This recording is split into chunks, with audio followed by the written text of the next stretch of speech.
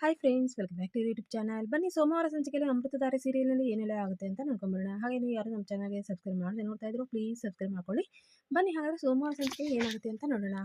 ಮಹಿ ಇದ್ದು ಅಳ್ತಾ ಕೂತಿರ್ತಾಳೆ. ಹಾಸ್ಪಿಟ್ಲಿಂದ ಬಂದಿರ್ತಾರಲ್ವಾ ಜೀವ ಮತ್ತೆ ಮಹಿ. ಡಾಕ್ಟರ್ ಹೇಳಿರುವಂತ ವಿಚಾರನ ಕೇಳ್ಕೊಂಡು ಮಹಿ ತುಂಬಾ ಬೇಜಾರು ಮಾಡ್ಕೊಂಡು ಅಳ್ತಾ ಕೂತಿರ್ತಾಳೆ. ಅಷ್ಟರಲ್ಲಿ ಮಹಿ ಅತ್ತೆ ಮತ್ತೆ ಮಾವ ಇಬ್ರು ಬಂದು ಯಾಕೆ ಏನಾಯ್ತು, ಯಾಕೆ ಈ ರೀತಿಯಲ್ಲಿ ಅಳ್ತಾ ಇದೀಯಾ ಮಹಿ, ಏನಾಯ್ತು ಹೇಳು, ನೀ ಬಾಯ್ ಬಿಟ್ಟು ಹೇಳಿದ್ರೆ ಅಲ್ವಾ ನಮಗೆಲ್ಲ ಗೊತ್ತಾಗೋದು, ಜೀವ ನೀನಾದ್ರೂ ಹೇಳೋ ಏನಾಯ್ತು ಅಂತ ಹೇಳಿ ಕೇಳ್ತಾ ಇರ್ತಾರೆ. ಆಗ ಮಹಿ ಇದ್ದು ಅತ್ತೆ ಮಗು ಹಾರ್ಟ್ ಬೀಟ್ ಕೇಳ್ತಾ ಇಲ್ವಂತೆ, ಹಾಗಾಗಿ ಮಗುನ ಅಬಾರ್ಟ್ ಮಾಡಬೇಕು ಅಂತ ಹೇಳ್ತಾ ಇದ್ದಾರೆ ಅಂತ ಹೇಳಿ ಮಹಿ ಹೇಳ್ತಾ ಇರ್ತಾಳೆ. ಏನು ಹೇಳ್ತಾ ಇದೆಯಾ, ನೀ ಹೇಳ್ತಾ ಇರೋದು ನಿಜನಾ ಅಂತ ಹೇಳಿ ಕೇಳ್ತಾರೆ. ಹೌದು ಅತ್ತೆ, ನನ್ನ ಕೈಯಿಂದ ನಿಮಗೊಂದು ಮೊಮ್ಮಗು ಕೂಡ ಕೊಡೋಕ್ಕಾಗ್ತಾ ಇಲ್ಲ, ನಾನು ಎಂಥ ನತದೃಷ್ಟ ಇರ್ಬೋದು ಅಂತ ಹೇಳಿ ಮಹಿ ಹೇಳ್ತಾ ಇರ್ತಾಳೆ.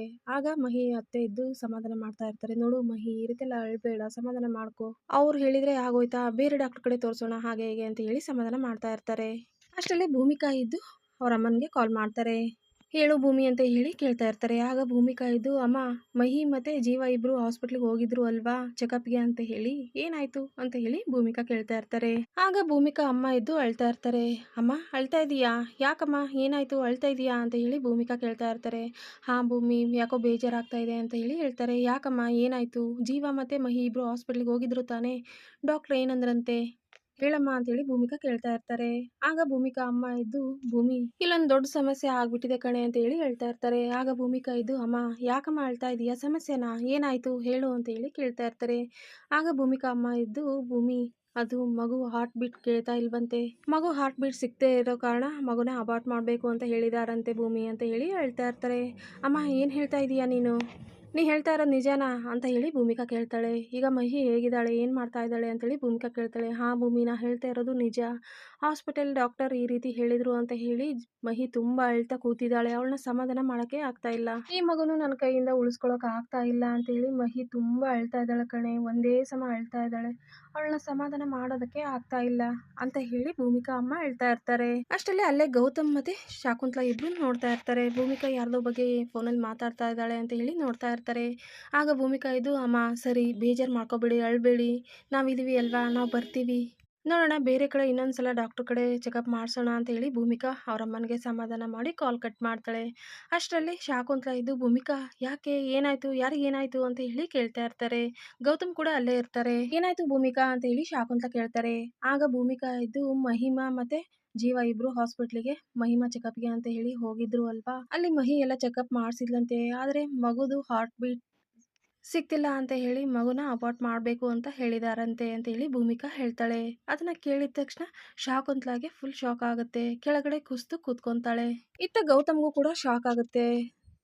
ಶಾಕುಂತಲಾ ಅಳ್ತಾ ಇರ್ತಾಳೆ. ಅಯ್ಯೋ ದೇವ್ರೆ, ಯಾಕೆ ಈ ರೀತಿ ಎಲ್ಲ ಮಾಡಿಬಿಟ್ಟೆ, ಇವಾಗ ತಾನೇ ಅವಳಿಗೆ ಖುಷಿ ಕೊಟ್ಟಿದ್ದೆ, ಆದರೆ ಇಷ್ಟು ಬೇಗ ಆ ಖುಷಿನ ಅವಳಿಂದ ಕಿತ್ಕೊಂಡ್ಬಿಟ್ಟ್ಯಾ, ಯಾಕೆ ಈ ರೀತಿ ಎಲ್ಲ ಮಾಡಿದೆ ದೇವ್ರೆ, ಅವಳು ಮಗು ಬಗ್ಗೆ ಎಷ್ಟೆಲ್ಲ ಆಸೆಗಳನ್ನು ಕನಸುಗಳನ್ನು ಕಟ್ಕೊಂಡಿದ್ಲು, ಆದರೆ ಇಷ್ಟು ಬೇಗ ಅವಳ ಆಸೆ ಕನಸುಗಳನ್ನೆಲ್ಲ ನೀನು ಕಿತ್ಕೊಂಡ್ಬಿಟ್ಟೆಲ್ಲ ದೇವ್ರೆ, ಯಾಕೆ ಈ ರೀತಿ ಎಲ್ಲ ಮಾಡಿದೆ ನೀನು, ನನ್ನ ಮಕ್ಕಳ ಜೀವನದಲ್ಲೇ ಯಾಕೆ ಈ ರೀತಿ ಎಲ್ಲ ಆಗ್ತಾ ಇದೆ, ಇದಕ್ಕೆಲ್ಲ ಕಾರಣ ನಾನೇ, ನಾನು ಮಾಡಿದಂಥ ಪಾಪ ಕೆಲಸಗಳೆಲ್ಲ ನನ್ನ ಮಕ್ಕಳನ್ನ ಕಾಡ್ತಾ ಇದೆ, ಇವಾಗ ನನ್ನಿಂದ ನನ್ನ ಮಕ್ಕಳು ಕೂಡ ನೋವು ಅನುಭವಿಸೋಂಗೆ ಆಗ್ತಾ ಇದೆ ಅಂತ ಹೇಳಿ ಶಾಕುಂತಲಾ ಅಳ್ತಾ ಇರ್ತಾಳೆ. ಗೌತಮ್ ಇದ್ದು ಶಾಕುಂತಲಾನ ಸಮಾಧಾನ ಮಾಡ್ತಾ ಇರ್ತಾರೆ. ಅಮ್ಮ ಯಾಕೆ ಈ ರೀತಿ ಎಲ್ಲ ಮಾತಾಡ್ತಾ ಇದ್ದೀರಾ, ಸಮಾಧಾನ ಮಾಡ್ಕೊಳ್ಳಿ, ಆದರೆ ಏನು ಮಾಡೋದು, ಮಹಿ ತುಂಬ ಆಸೆ ಕನಸುಗಳನ್ನು ಕಟ್ಕೊಂಡಿದ್ಲು ಆ ಮಗು ಬಗ್ಗೆ, ಆದರೆ ಇವಾಗ ಈ ರೀತಿ ಆಗಿದೆ, ದೇವರು ಕೊಟ್ಟಂಗೆ ಮಾಡಿ ಮತ್ತೆ ಅವಳಿಂದ ಕಿತ್ಕೊಂಡ್ಬಿಟ್ಟ ಅಂತ ಗೌತಮ್ ಕೂಡ ಬೇಜಾರು ಮಾಡ್ಕೊತಾನೆ. ಆಗ ಶಾಕುಂತಲಾ ಮತ್ತೆ ಭೂಮಿಕಾ ಎದ್ದು ನಾವು ಇವಾಗ ಮನೆಗೆ ಹೋಗಬೇಕು, ಮಹಿ ಜೊತೆ ಮಾತಾಡಬೇಕು, ಅವಳಿಗೆ ಸ್ವಲ್ಪ ಸಮಾಧಾನ ಮಾಡಬೇಕು ಅಂತ ಹೇಳಿ ಹೇಳ್ತಾರೆ. ಹಾಂ ಭೂಮಿಕಾ, ನಾನು ಬರ್ತೀನಿ ಅಂತ ಹೇಳಿ ಗೌತಮ್, ಭೂಮಿಕಾ ಹಾಗೆ ಶಾಕುಂತಲಾ 3 ಜನ ಮಹಿ ಮನೆ ಕಡೆ ಹೊರಡ್ತಾರೆ. ಮತ್ತೆ ಮಹಿ ತುಂಬಾ ಬೇಜಾರು ಮಾಡ್ಕೊಂಡು ಅಳ್ತಾ ಕೂತಿರ್ತಾಳೆ. ಅವ್ರ ಅತ್ತೆ ಸಮಾಧಾನ ಮಾಡ್ತಾ ಇರ್ತಾರೆ. ಮಹಿ, ನೀ ಇನ್ನು ಚಿಕ್ಕವಳು, ಯಾಕೆ ಈ ರೀತಿ ಎಲ್ಲ ಬೇಜಾರು ಮಾಡ್ಕೊಂತೀಯ, ನೀನು ಚಿಕ್ಕವಳಮ್ಮ, ನಿನಗಿನ್ನು ಮತ್ತೆ ಮಗು ಆಗೇ ಆಗುತ್ತೆ, ಇಷ್ಟಕ್ಕೆ ನೀನು ಈ ರೀತಿ ಬೇಜಾರು ಮಾಡ್ಕೊಂಡ್ರೆ ಹೇಗೆ, ಅಳ್ಬೇಡ, ಸಮಾಧಾನ ಮಾಡ್ಕೊ ಅಂತ ಹೇಳ್ತಾ ಇರ್ತಾರೆ. ಜೀವ ಕೂಡ ಇದೇನಮ್ಮ, ದೇವ್ರು ನಮ್ಮ ಬಾಳಲ್ಲಿ ಈ ರೀತಿ ಎಲ್ಲ ಆಟ ಆಡ್ಬಿಟ್ಟ, ಇವಾಗ ತಾನೇ ನಮ್ಮಲ್ಲಿ ಹಾಗೆ ನಮ್ಮ ಮನೆಯಲ್ಲೆಲ್ಲ ಖುಷಿ ತುಂಬಿಕೊಂಡಿತ್ತು, ಆದ್ರೆ ಇಷ್ಟು ಬೇಗ ಆ ಖುಷಿನ ಆ ದೇವ್ರು ಕಿತ್ಕೊಂಡ್ಬಿಟ್ಟಲ್ಲಮ್ಮ ಅಂತ ಜೀವ ಕೂಡ ಬೇಜಾರು ಮಾಡ್ಕೊಂತಾರೆ. ಆಗ ಜೀವ ಅಮ್ಮ ಇದ್ದು ಸಮಾಧಾನ ಮಾಡ್ತಾ ಇರ್ತಾರೆ. ನೋಡು ಜೀವ, ಸಮಯ ಹೀಗೆ ಇರೋದಿಲ್ಲ, ಮುಂದೆ ಒಳ್ಳೆ ದಿನ ಬಂದೇ ಬರುತ್ತೆ, ನಿಮ್ಗೂ ಕೂಡ ಒಂದ್ ಮಗು ಹಾಗೆ ಆಗುತ್ತೆ, ಅಂತ ದಿನ ಬಂದೇ ಬರುತ್ತೆ, ಸಮಾಧಾನ ಮಾಡ್ಕೊಳ್ಳಿ ಇಬ್ರು ಅಂತ ಹೇಳಿ ಹೇಳ್ತಾ ಇರ್ತಾರೆ. ಅಷ್ಟರಲ್ಲೇ ಗೌತಮ್, ಭೂಮಿಕಾ, ಶಾಕುಂತಲಾ 3 ಜನ ಬರ್ತಾರೆ. ಮಹಿ ಇದ್ದು ಓಡೋಗಿ ಗೌತಮ್ನ ತಬ್ಕೊಂತಾಳೆ. ಅಣ್ಣ ಅಂತ ಹೇಳಿ ಹೇಳ್ತಾ ಇರ್ತಾಳೆ. ಸಮಾಧಾನ ಮಾಡ್ಕೊಬಿಟ್ಟಿ, ಇಷ್ಟಕ್ಕೆ ನೀನು ಈ ರೀತಿ ಎಲ್ಲ ಮಾಡಿದ್ರೆ ಹೇಗೆ, ನೀನು ಚಿಕ್ಕವಳು, ನೋಡೋಣ ಬೇರೆ ಡಾಕ್ಟರ್ ಕಡೆ ಎಲ್ಲ ಚೆಕಪ್ ಮಾಡಿಸೋಣ ಏನಾದರೂ ಸಜೆಷನ್ ಸಿಕ್ಕೇ ಸಿಗ್ಬೋದು ನೋಡೋಣ ಇರು ಅಂತ ಹೇಳಿ ಗೌತಮ್ ಮಹಿನ ಸಮಾಧಾನ ಮಾಡ್ತಾ ಇರ್ತಾರೆ. ಶಾಕುಂತಲಾ ಕೂಡ ಯಾಕೆ ಮಗಳೇ ಈ ರೀತಿ ಎಲ್ಲ ಆಗೋಯ್ತು ನಿನ್ನ ಬಾಳಲ್ಲಿ, ಇವಾಗ ತಾನೇ ಖುಷಿಯಾಗಿದ್ದೆ ಆದರೆ ಮತ್ತೆ ನಿನ್ನ ಜೀವನದಲ್ಲಿ ಈ ರೀತಿ ಎಲ್ಲ ಆಗೋಯ್ತು.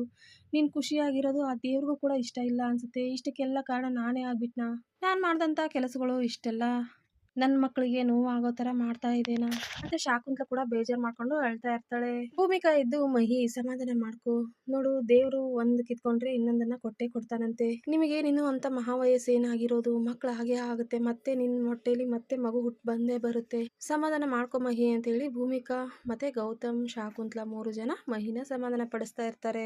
ಇತ್ತ ಜಯದೇವ್ ನೋಡಿದ್ರೆ ಅವ್ರ ಮಾವನ್ನ ಕರ್ಕೊಂಡ್ಬಂದು ಕಟ್ಟಿ ಹಾಕಿದ್ದಾನೆ. ಗೌತಮ್ ಹೆಣ್ಮಗು ವಿಚಾರ ಇವ್ರಿಗೆಲ್ಲ ಗೊತ್ತಿದೆ ಅಂತ ತಿಳ್ಕೊಂಡು ಅವ್ರನ್ನ ಕಟ್ಟಿ ಹಾಕಿದ್ದಾನೆ. ಆದ್ರೆ ಲಕ್ಷ್ಮೀಕಾಂತ್ ಇದ್ದು ಏನೇ ಆದ್ರೂ ಕೂಡ ಮಿಂಚುನೆ ಅವ್ರ ಮಗಳು ಗೌತಮ್ ಮಗಳು ಅನ್ನುವಂತ ಸತ್ಯ ಗೊತ್ತಾಗಬಾರ್ದು ಅಂತ ಹೇಳಿ ಎಲ್ಲ ವಿಚಾರನ ತಮ್ಮಲ್ಲೇ ಮುಚ್ಚಿಟ್ಕೊಂತಾರೆ. ಏನೇ ಕಷ್ಟ ಬಂದರೂ ಕೂಡ, ನನ್ನ ಪ್ರಾಣ ಹೋದ್ರೂ ಕೂಡ ಈ ಸತ್ಯ ಜಯದೇವ್ಗೆ ಗೊತ್ತಾಗಬಾರ್ದು ಅಂತ ಹೇಳಿ ಅವರು ಅನ್ಕೊಂತಾರೆ. ಆದರೆ ಜಯದೇವ್ ನೋಡಿದರೆ ಮತ್ತೆ ಮತ್ತೆ ಅವ್ರಿಗೆ ಟಾರ್ಚರ್ ಮಾಡ್ತಾ ಇರ್ತಾನೆ. ನಿನಗೆ ಟಾರ್ಚರ್ ಮಾಡಿದೆ ಅಂತ ಹೇಳಿದರೆ ಸತ್ಯ ಗೊತ್ತಾಗುತ್ತೆ, ನಿನ್ನ ಮಾತ್ರ ಸುಮ್ಮನೆ ಬಿಡೋದಿಲ್ಲ, ನಿನ್ನ ಸಾಯಿಸ್ತೀನಿ ಹಾಗೆ ಹೀಗೆ ಅಂತ ಜಯದೇವ್ ಹೇಳ್ತಾ ಇರ್ತಾನೆ. ಅಳಿಮಯ್ಯ ನೀ ನನ್ನ ಕೊಂದರೂ ಪರವಾಗಿಲ್ಲ, ಸತ್ಯ ಮಾತ್ರ ನಾನು ಹೇಳೋದಿಲ್ಲ ಅಂತೇಳಿ ಲಕ್ಷ್ಮೀಕಾಂತ್ ಹೇಳ್ತಾರೆ. ನಿನ್ನ ಕೈಯಲ್ಲಿದ್ದಂಥ ಈ ಸಾಕ್ಷಿಗಳನ್ನೆಲ್ಲ ನೀನು ನಾಶ ಮಾಡಿರ್ಬೋದು, ಆದರೆ ನಿನ್ನ ಮೈಂಡಲ್ಲಿದೆ ಅಲ್ವಾ, ಆ ಸಾಕ್ಷಿ ನನ್ನ ಕೈಗೆ ಸಿಕ್ಕೇ ಸಿಗಬೇಕು, ಇಲ್ಲ ಅಂತ ಹೇಳಿದರೆ ನೀನು ಜೀವಂತವಾಗಿ ಉಳಿಯೋದಿಲ್ಲ ಅಂತ ಹೇಳಿ ಜಯದೇವ್ ಹೇಳ್ತಾ ಇರ್ತಾನೆ. ನೋಡು ಯೋಚನೆ ಮಾಡು, ನೀನು ಜೀವಂತವಾಗಿ ಉಳಿಬೇಕು ಅಂತ ಹೇಳಿದರೆ ನೀನು ಆ ಸಾಕ್ಷಿ ಎಲ್ಲ ನನಗೆ ಒಪ್ಪಿಸ್ತೀಯಾ, ಇಲ್ಲ ಅಂತ ಹೇಳಿದರೆ ಸಾಯ್ಲಿಕ್ಕೆ ಸಿದ್ಧವಾಗು ಅಂತೇಳಿ ಜಯದೇವ್ ಹೇಳ್ತಾನೆ. ಆಗ ಲಕ್ಷ್ಮೀಕಾಂತ್ ಇದ್ರು ನಾ ಸತ್ರು ಸರಿ, ನಾನು ಆ ವಿಷಯನ ನಿನಗೆ ಹೇಳೋದಿಲ್ಲ ಅಂತ ಹೇಳಿ ಹೇಳ್ತಾರೆ.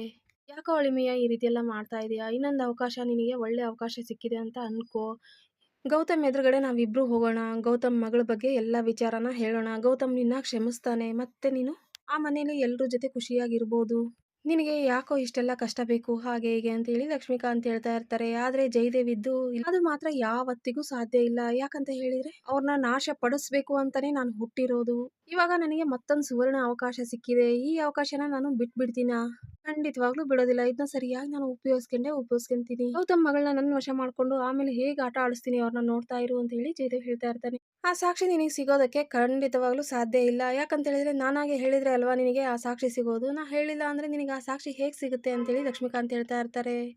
ಆಗ ಜಯದೇವ್ ಇದ್ದು ನೋಡು ಮಾಮ, ನಿನಗೆ ಹೇಳ್ತಾ ಇದ್ದೀನಿ ಸರಿಯಾಗಿ ಕೇಳಿಸ್ಕೊ, ಇದು ಲಾಸ್ಟ್ ಚಾನ್ಸ್ ಅಂತ ಅನ್ಕೋ, ನಿನಗೆ ನೀನೇನಾದರೂ ನಿನ್ನ ತಲೆಯಲ್ಲಿರುವಂಥ ಆ ಗೌತಮ್ ಮಗಳ ಬಗ್ಗೆ ವಿಚಾರನ ಎಲ್ಲದನ್ನು ನನ್ನ ಎದುರುಗಡೆ ಹೇಳಿಲ್ಲ ಅಂತ ಹೇಳಿದರೆ ಮನೇಲಿ ಇವಾಗ 2 ಮಕ್ಕಳಿದಾವೆ ಅಲ್ವಾ, ಆ ಮಕ್ಕಳನ್ನು ಮಾತ್ರ ನಾನು ಸುಮ್ಮನೆ ಬಿಡೋದಿಲ್ಲ, ಅವರಿಬ್ಬರನ್ನು ಸಾಯಿಸ್ಬಿಡ್ತೀನಿ, ನೋಡು ನೀನೇ ಡಿಸೈಡ್ ಮಾಡು, ಆ ಒಂದು ಮಗುಗೋಸ್ಕರ ಮನೇಲಿರುವಂಥ 2 ಮಗು ಪ್ರಾಣನೂ ನೀನು ಕಳಿತೀಯಾ, ಸರಿ ಆಯ್ತು, ಹಾಗಾದ್ರೆ ಅವ್ರ ನೆಮ್ಮದಿ ಹಾಳು ಮಾಡಬೇಕು ಅಂತ ಹೇಳಿದರೆ ನಾನು ಇದಕ್ಕೆ ಕೆಲಸ ಮಾಡೋಕ್ಕೂ ಕೂಡ ಸಿದ್ಧವಾಗಿದ್ದೀನಿ, ಈ ಸತ್ಯ ಹೇಳಿಲ್ಲ ಅಂತ ಹೇಳಿದ್ರೆ ಮನೇಲಿರೋ 2 ಮಗುನು ಸಾಯಿಸ್ಬಿಡ್ತೀನಿ ಜಯದೇವ್ ಹೇಳ್ತಾನೆ. ಜಯದೇವ್ ಈ ರೀತಿ ಹೇಳಿದ ತಕ್ಷಣ ಲಕ್ಷ್ಮೀಕಾಂತ್ಗೆ ಶಾಕ್ ಆಗುತ್ತೆ, ಏನ್ ಹೇಳ್ತಾ ಇದ್ದಾನೆ ಇವನು, ಮನೇಲಿರೋ ಮಕ್ಕಳನ್ನು ಸಾಯಿಸ್ತಾನೆ ಅಂತ ಹೇಳ್ತಾ ಇದ್ದಾನೆ, ಏನ್ ಮಾಡ್ಲಿ ಇವಾಗ ಅಂತ ಹೇಳಿ ಅವರು ಕೂಡ ಶಾಕ್ ಅಲ್ಲೇ ಇರ್ತಾರೆ. ಇವತ್ತಿನ ಸಂಚಿಕೆಗೆ ಎಂಡ್ ಆಗುತ್ತೆ, ನೋಡೋಣ ನೆಕ್ಸ್ಟ್ ಸಂಚಿಕೆಯಲ್ಲಿ ಮತ್ತೆ ಏನಾಗುತ್ತೆ ಅಂತ. ಓಕೆ, ಹಾಗಾದ್ರೆ ನೆಕ್ಸ್ಟ್ ಸಂಚಿಕೆಯಲ್ಲಿ ಮತ್ತೆ ಸಿಗೋಣ. Bye friends.